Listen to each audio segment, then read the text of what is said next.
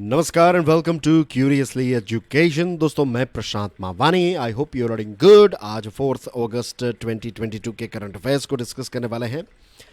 सबसे पहले बात करते हैं प्राइम मिनिस्टर नरेंद्र मोदी साहब के बारे में। प्राइम मिनिस्टर साहब ने वर्चुअली बहुत सारे प्रोजेक्ट्स जो हैं इनका इनोग्यूरेशन यानी कि उद्घाटन किया। उद्घाटन के साथ साथ कुछ ऐसे प्रोजेक्ट्स हैं जिनका फाउंडेशन स्टोन यानी कि शिलान्यास भी किया।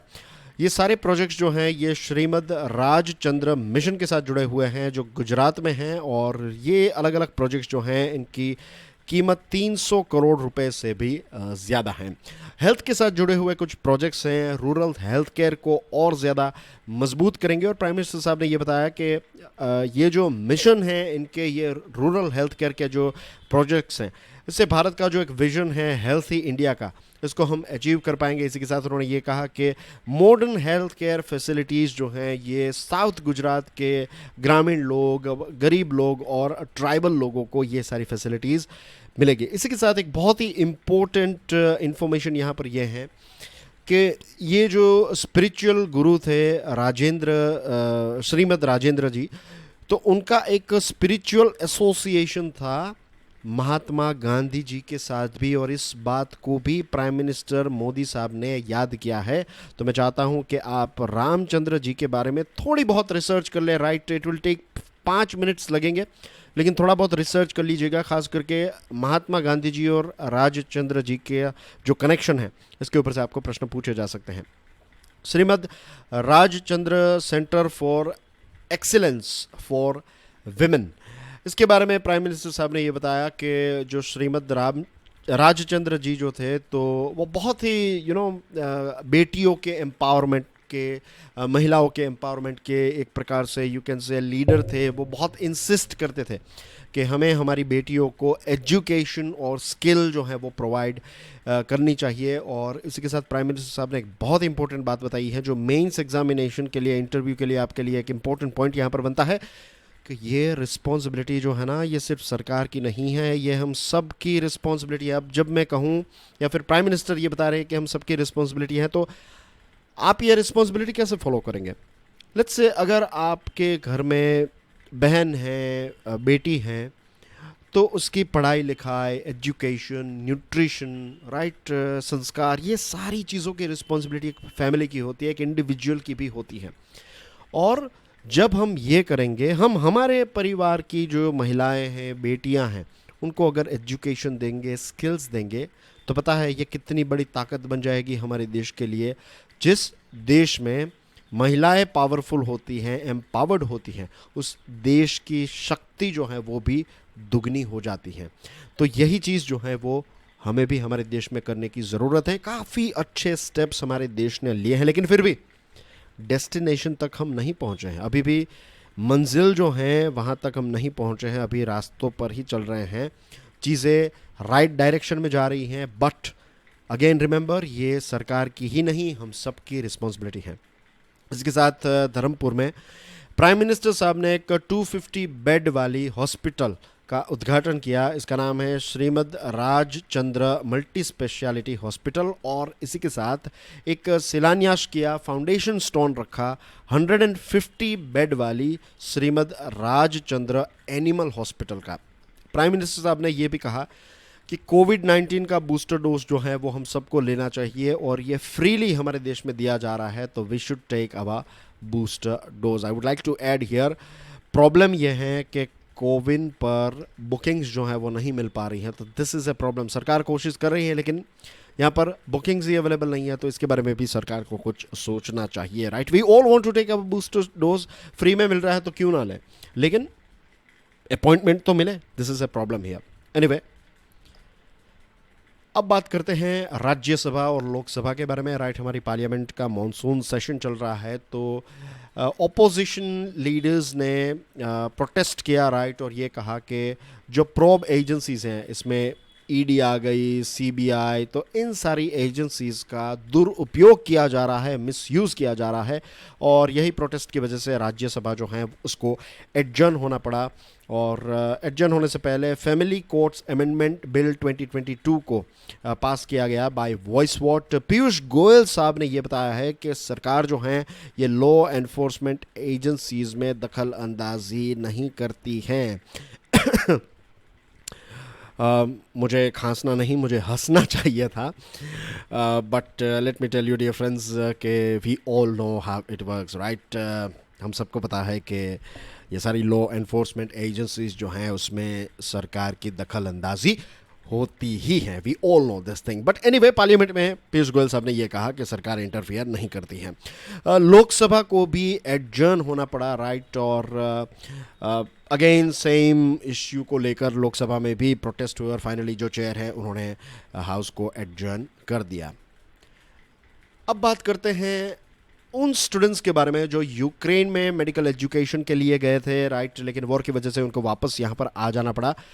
तो minister of state external affairs Meenakshi Lekhi ने यह बताया है कि गवर्नमेंट जो है, भारत की सरकार, educational institution, educational authorities, beg pardon, not institution, authorities जो है एजुकेशनल अथॉरिटीज़ यूक्रेन की, तो उसके साथ बातचीत कर रही हैं। हम उनके टच में ही हैं और भारत के स्टूडेंट्स को वापस आ जाना पड़ा। आज भी वहाँ पर ग्राउंड सिचुएशन ऐसी नहीं है कि हमारे स्टूडेंट्स जो हैं वहाँ पर जाकर अपनी अधूरी पढ़ाई जो है उसको कंप्लीट कर सकें। तो इसी चीज़ को लेकर उन्होंने पार्लियामेंट में ये बताया है कि नेशनल मेडिकल कमीशन ने एक नई स्कीम निकाली है, एक नया रास्ता निकाला है। Indian medical students who did not undergo physical clinical training due to extraordinary situation but were granted certificates of completion of degree by respective institutes in foreign countries on or before the 30th June 2020 will be permitted to appear in the foreign medical graduate examination। आपको समझ में आ गया होगा, लेकिन फिर भी quickly translate कर देता हूँ। हमारे वे सारे मेडिकल स्टूडेंट्स जो हैं वॉर की वजह से यहाँ पर वापस आ गए, जिनको एक सर्टिफिकेट तो मिल गया है। अब ऐसे स्टूडेंट्स जो हैं वो फॉरेन मेडिकल ग्रेजुएट एग्जामिनेशन में अपियर हो पाएंगे। एक बार उन्होंने ये FMGE को क्वालिफाई कर लिया, उसके बाद उनको कंपलसरी रोटेशन मेडिकल इंटर्नशिप जो है ये 2 साल के लिए हमारे देश में करनी पड़ेगी और उसके बाद वो अपना रजिस्ट्रेशन कर पाएंगे। तो सरकार ने यहाँ पर ऐसे स्टूडेंट्स के लिए एक बीच का रास्ता निकाला है, which is very good. Online betting platforms के बारे में हमारे INB मिनिस्टर अनुराग सिंह ठाकुर ने यह कहा कि INB मिनिस्ट्री ने गाइडलाइंस इश्यू की हैं, एडवाइजरी इश्यू की हैं, not guidelines, in fact advisory issue की हैं कि जो प्रिंट मीडिया है, इलेक्ट्रॉनिक और डिजिटल मीडिया को इस प्रकार के ऑनलाइन बेटिंग प्लेटफॉर्म्स की एडवर्टीजमेंट जो है वो पब्लिश नहीं करनी चाहिए। Consumer protection act 2019, advertisement code under cable television networks regulation act 1955, norms of journalistic conduct laid down by the press council of India, ये सारी की सारी चीज़ों के खिलाफ ये सारी एडवर्टीजमेंट होती हैं, राइट। ये लोगों को भड़काते हैं और बैटिंग जो है, जुआ खेलना जो है वो एक प्रकार की लत भी लग सकती है, तो बहुत सारे परिवार जो हैं वो बर्बाद हो सकते हैं। तो इसी चीज़ को लेकर INB मिनिस्टर ने ये बात पार्लियामेंट में बताई है।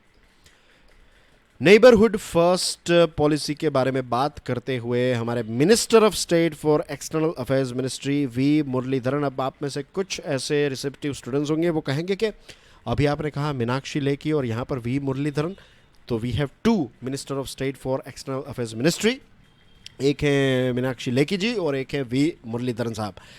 तो उन्होंने कहा है कि India is committed to develop friendly and mutually beneficial relations with our neighbours, और यही नेबरहुड फर्स्ट पॉलिसी जो है इसका विजन है। और इसी नेबरहुड फर्स्ट पॉलिसी की वजह से हम श्रीलंका की मदद कर रहे हैं, उनके इकोनॉमिक डेवलपमेंट और इसी के साथ जो इकोनॉमिक चैलेंजेस हैं तो उसको ओवरकम करने में, उनको हराने में और जीतने में श्रीलंका की भारत जो है वो मदद कर रहा है। भारत ने $400 मिलियन का करेंसी स्वैप जो है वो श्रीलंका को दिया। यह सार्क फ्रेमवर्क के तहत दिया गया और इसी के साथ साथ जो एक पैसे उनको हमें पे करने थे Asian clearing union ACU settlements, तो इसको भी डिफ़र किया, यानी कि इसको डिले कर दिया भारत ने। So this is also help कि अगर मुझे आपसे लेट से पैसे लेने हैं, 1 लाख रुपए लेने हैं, अभी आपके पास पैसे नहीं है तो मैं आपकी कैसे मदद करूंगा? मैं कहूँगा कि कोई बात नहीं, आज आपको देने थे आज मत दीजिए, आप मुझे ये 6 महीने के बाद दे दीजिएगा। तो ऐसे भी मैंने आपकी मदद की ना, तो वैसे ही भारत ने श्रीलंका की मदद की। इसी के साथ हमने श्रीलंका को फ्यूल इंपोर्ट करने के लिए $500 मिलियन की लाइन ऑफ क्रेडिट दी थी कि आप हमसे, भारत से आप फ्यूल इंपोर्ट कर सकते हैं। इतना ही नहीं, हमने उनको $1 बिलियन की क्रेडिट फैसिलिटी प्रोवाइड की कि वो फूड, मेडिसिन और दूसरी एसेंशियल आइटम्स जो हैं वो भारत से इंपोर्ट कर सकें। आंकड़ों की बात कर लेते हैं, नेचुरल गैस के बारे में बात कर लेते हैं। तो भारत का टारगेट ये है कि हमारा जो एनर्जी मिक्स है ना, उसमें 2030 तक 15% जो है वो नेचुरल गैस का कंट्रीब्यूशन रहेगा। फिलहाल नेचुरल गैस का कंट्रीब्यूशन एनर्जी मिक्स में है सिर्फ 6.5%। तो ये लगभग हम 2.5 गुना इंक्रीज़ करेंगे 15% बाय 2030। और इसी चीज़ को लेकर भारत सरकार ने काफ़ी सारे इनिशिएटिव्स लिए हैं। नेशनल गैस ग्रिड जो है इसको एक्सपांड किया है, 33,500 किलोमीटर्स में इसको फैलाया गया है। इसके साथ सिटी गैस डिस्ट्रीब्यूशन नेटवर्क को एक्सपांड किया जा रहा है। लिक्विफाइड नेचुरल गैस टर्मिनल्स को सेटअप किया जा रहा है। जो डोमेस्टिक गैस से सीएनजी का ट्रांसपोर्ट जो है, इसका एलोकेशन, पीएनजी जो है pipe natural gas domestic purpose के लिए, तो इसको एक्सपांड किया जा रहा है। और मई 2022 के अंत तक का आंकड़ा ये है कि हमारे देश में 4,500 से भी ज़्यादा सीएनजी स्टेशन, 4,531 सीएनजी स्टेशन जो हैं वो अथॉरिटीज़ ने एस्टैब्लिश किए हैं। आसियान इंडिया फॉरेन मिनिस्टर्स की मीटिंग हुई नॉमफेन कैम्बोडिया में। डॉक्टर एस जयशंकर साहब ने इसमें पार्टिसिपेशन लिया और कहा कि बहुत सारी इंपॉर्टेंट चीज़ें हुई। स्ट्रॉन्ग कन्वर्जेंस हुआ इंडो पैसिफिक को लेकर, उनक्लोज को लेकर, कोविड-19, टेररिज्म, साइबर सिक्योरिटी, यूक्रेन का इश्यू, म्यांमार का इश्यू। तो ये सारी चीज़ों में स्ट्रॉन्ग कन्वर्जेंस हमें देखने को मिला। और आसियान और इंडिया की पार्टनरशिप को ग्रोथ कौन देगा? Digital, health, agriculture, education, green growth, ये सारे सेक्टर्स से ग्रोथ मिलेगा। Congratulation to Indian army, congratulation to DRDO. एक laser guided anti tank guided missile ATGMs को हमने टेस्ट फायर किया, सक्सेसफुल इसका टेस्ट फायर हुआ। इंडिजीनियस टेक्नोलॉजी है और हमारी जो MTB मेन बैटल टैंक है अर्जुन, तो इसमें से इसको टेस्ट किया गया, राइट। इसको डेवलप किया है DRDO ने। कॉमनवेल्थ गेम्स की बात करें तो बॉक्सर अमित पंघाल ने ब्रॉन्ज मेडल जीता है। बॉक्सर जस्मीन लैम्बोरिया जो हैं तो उन्होंने लाइट वेट क्वार्टर फाइनल को क्वालिफाई किया, तो उनको भी मेडल मिलेगा। और सागर अहलावत जो हैं तो वो भी सेमीफाइनल में पहुंच गए हैं। ये मेंस सुपर हेवीवेट कैटेगरी में फाइट करते हैं। And that's everything in today's discussion dear friends. Thank you very much for watching this video को दूसरे स्टूडेंट्स के साथ शेयर ज़रूर करें। I'll see you soon. Till then, God bless you all. Jai Hind.